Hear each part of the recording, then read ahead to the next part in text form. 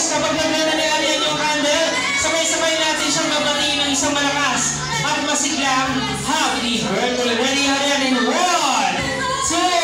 3, go!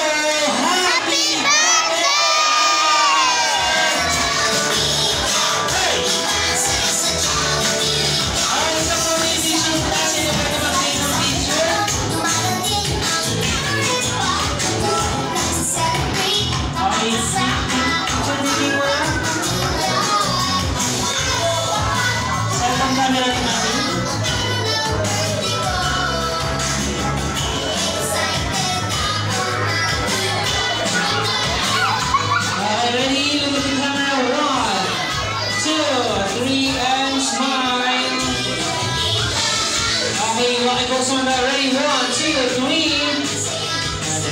1, 2, 3, and walking. Alright, thank you so much, Mommy and Daddy. So, ayan, sa mga gusto magpa-picture na bisita kay Arian, lapit ka po. Ay, solo daw yung solo picture lang. Solo picture na.